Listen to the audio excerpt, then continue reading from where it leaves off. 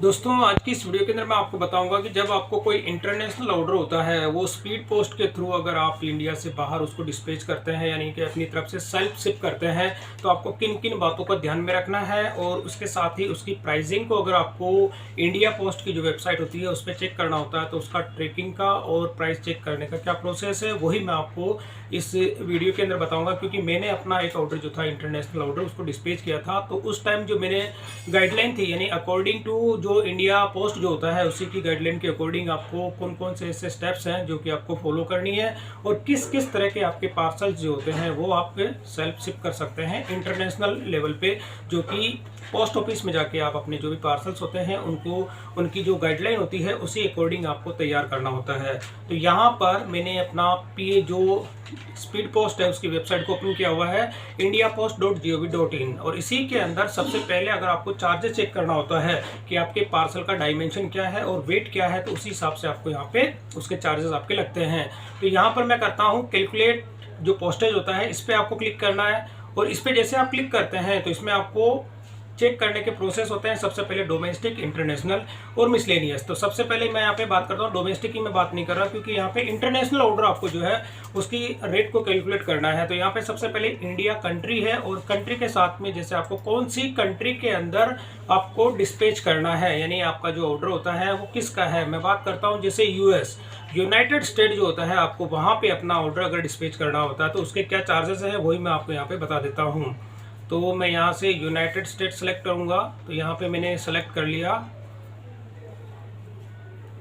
USA. तो मैंने USA select किया, और यूएसए सेलेक्ट करने के साथ ही अब आपको यहाँ पर क्या होता है कि जब क्लिक करते हैं तो आपके सामने अलग अलग ड्रॉप डाउन लिस्ट आती है कि आपका आइटम क्या है। सबसे पहले कोई लेटर है या डॉक्यूमेंट है, पार्सल है या स्मॉल पैकेट है, प्रिंटेड पेपर है या नेशनल कोई ट्रैकिंग ट्रैक पैड या सर्विस कोई भी होती है। तो मैं यहाँ पे सेलेक्ट करूँगा पार्सल, क्योंकि मेरा अपना जो है पार्सल होता है। और इसी के अंदर सबसे पहले क्या होता है कि आपका जो वेट होता है, डायमेंशन होता है, इसकी क्या लिमिट होती है, वो यहाँ पे दो लिंक यहाँ पे दिए गए हैं। तो सबसे पहले मैं आपको वो दिखा देता हूँ। जब मैं इस पर क्लिक करता हूँ तो क्लिक करने के साथ ही आपको यहाँ पे टर्म्स एंड कंडीशन होती है कि अगर कोई भी लेटर अगर आपका होता है उसकी क्या है, इसके साथ में कोई भी अगर आपका इनलैंड का लेटर कार्ड होता है, पोस्ट कार्ड होता है, बुकिंग पोस्ट होती है, रजिस्ट्रेशन होता है, पार्सल होता है, उन सब की सारे के सारे कंटेंट में क्या क्या है, वेट, साइज, पैकिंग वेकिंग, टोटल डिटेल्स आपको इसमें देखने को मिलती है। तो यहाँ पे वेट एंड साइज की मैं बात करूँ या कंटेंट की मैं बात करूँ, तो कंटेंट में भी आप ये मैं सारे के सारे लिंक आपको मैं प्रोवाइड कर दूंगा, उससे भी आप अपनी पूरी स्टडी कर सकते हैं।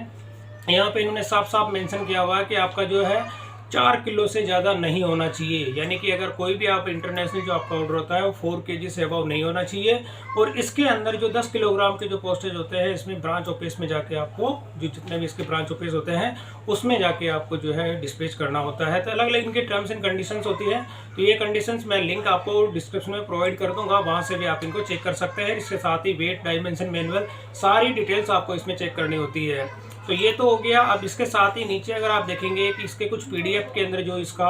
पूरा डिटेल्स है, तो ये भी मैं आपको इसमें मेंशन करके जो इसकी पूरी डिस्क्रिप्शन है दोनों का, या तो आप अपनी वेबसाइट में जो इंडिया पोस्ट की वेबसाइट है ये indiapost.gov.in, इस पर भी जाके आप डाउनलोड कर सकते हैं। तो यहाँ पे मोटा मोटी इन्होंने यहाँ पे एक आइडिया दिया है कि आपका जो भी एनवलप होते हैं उसके अंदर क्या क्या उसके डायमेंशन होने चाहिए, क्या क्या नहीं होने चाहिए। और इसी के अंदर कुछ समरी मैं आपको यहाँ पे दिखा देता हूँ कि कोई भी अगर आप इसमें जो होता है लिफाफा भेजते हैं तो उसको स्टेपल नहीं होना चाहिए, आलपिन लगी हुई नहीं होनी चाहिए, गम उसमें लगा हुआ नहीं होना चाहिए, और 75 जो 70 GSM होता है उससे कम का आपका एनवलप नहीं होना चाहिए। तो यहाँ पे ये काफ़ी ऐसी इन्होंने चीज़ें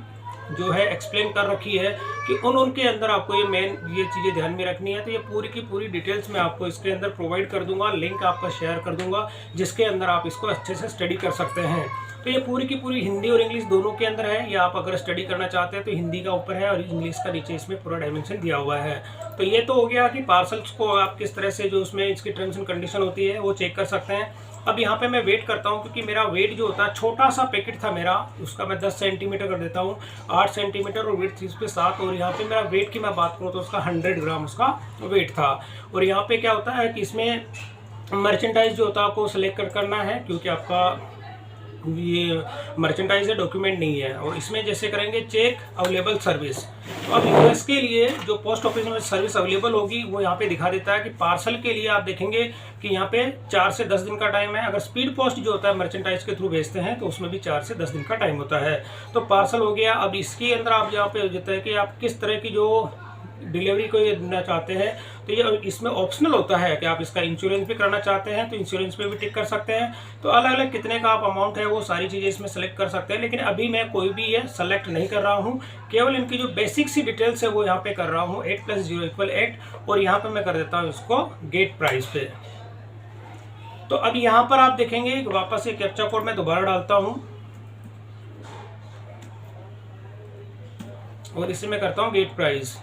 सॉरी, यहाँ पे गेट प्राइस आ चुकी है, क्योंकि आप देखेंगे नीचे जो आप ये देखिए जो मैं अपने पार्सल जो सेलेक्ट किया था उसमें आप देखेंगे कि पोस्टेज जो अमाउंट होता है यहाँ पे 1480 रुपये का लग रहा है, और गुड्स एंड सर्विस टैक्स इसमें आपका देखेंगे 266 रुपये का लग रहा है, और टोटल अमाउंट निकल के जाता है 1746 रुपये 40 पैसा। तो यहाँ पर अप्रॉक्स अगर आप मान के चलिए कि एक छोटा सा जो पैकेट होता है वो अगर आप यूएसए भेजते हैं, दिल्ली इंडिया से यूएसए, तो उसके चार्जेस आपको यहाँ पे देखने को मिलते हैं। अब इसी के अंदर एक कुछ और गाइडलाइन होती है कि कोई भी अगर आप इंटरनेशनल ऑर्डर अगर डिस्पैच करते हैं तो उसमें आपको कंटेंट जो आपका होता है, बॉक्स जो होता है, उस पर आपको ये मेंशन करना होता है कि इस बॉक्स के अंदर क्या है। जैसे एक एग्जांपल मैं आपको दिखा देता हूँ, ये वाला वो बॉक्स था मेरा जिसके अंदर एक छोटी साइज के अंदर है, तो यहाँ पे आपको ये लिखना होता है इनसाइड दिस बॉक्स, यानी इनसाइड दिस बॉक्स के अंदर अगर मल्टीपल अगर आपके कंटेंट होते हैं तो वो भी आपको सारे के सारी चीज़ें आपको इसमें मेंशन करनी है। और उसके अलावा एक आलपिन भी एक्स्ट्रा इसके अंदर नहीं होनी चाहिए। अगर एक्स्ट्रा होती है तो कस्टम के अंदर वो क्लियर नहीं होगा और आपका पैकेट होल्ड हो जाएगा,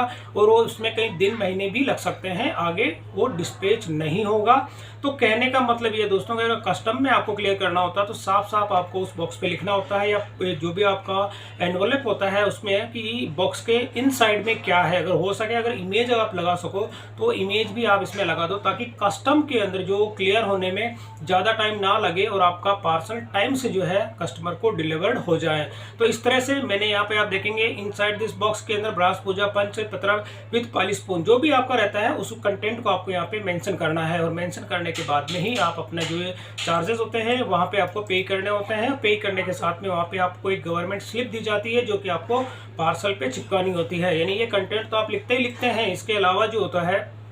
कि इसी बॉक्स पे आपको वो जो स्लिप मिलती है वो भी आपको इसके ऊपर पेस्ट करनी होती है। पेस्ट करने के साथ आपको लिखना होता है कि इस पे जो बॉक्स होता है उस कंटेंट के अंदर क्या चीज़ है। तो इसके अलावा कोई भी एक्स्ट्रा कंटेंट आपके उसमें नहीं होने चाहिए। अगर आप एक्स्ट्रा कंटेंट अगर रखते हो उसके अंदर तो वो आपका कस्टम पे क्लियर नहीं होगा और कस्टमर तक वो ऑर्डर टाइम से डिस्पैच नहीं, यानी कि डिलीवर्ड उसको नहीं होगा। तो कुछ ऐसी गाइडलाइंस होती हैं, उनको आप फॉलो करके इंटरनेशनल ऑर्डर जो है आप अपना इंडिया से बाहर डिस्पैच कर सकते हैं स्पीड पोस्ट के थ्रू। वहाँ पे लोकल आपका जो भी नियरेस्ट जो स्पीड पोस्ट ऑफिस होता है वहाँ पे भी आप अपने इससे पार्सल को ले जाके डायरेक्ट आप सेल्फ शिप कर सकते हैं। तो दोस्तों थोड़ा सा इंटरनेशनल लेवल के कोई भी अगर ऑर्डर होते हैं और आप स्पीड पोस्ट के थ्रू पार्सल जो भेजना चाहते हैं तो कुछ ऐसी गाइडलाइन होती है, उनको आप अच्छे से स्टडी करें। यहाँ पे लिंक इसमें जो है डिस्क्रिप्शन में मैं प्रोवाइड कर दूंगा, और इसके साथ ही बाकी के जो भी आपके पार्सल्स होते हैं, जो आर्टिकल्स होते हैं, इनको आप अच्छे से स्टडी कर लें। और स्टडी करने के बाद ही कुछ ऐसे पार्सल जो आप उसी साइज में उसी डायमेंशन के अंदर हो, जो वेट होता है उसी के अंदर आप अपना पार्सल कंप्लीट करें। और ऑर्डर डिस्पैच करने से पहले जो इंडियन गवर्नमेंट की जितनी भी गाइडलाइंस होती है इनको आप अच्छे से स्टडी करें और उसी के बाद अपना ऑर्डर डिस्पैच करें, ताकि आपका ऑर्डर जो है कस्टम से क्लियर जल्दी हो जाए और कस्टमर तक टाइम से ऑर्डर पहुंच जाए। तो दोस्तों वीडियो पसंद आई तो इसे लाइक और शेयर जरूर करें और मेरे चैनल को सब्सक्राइब करना ना भूलें।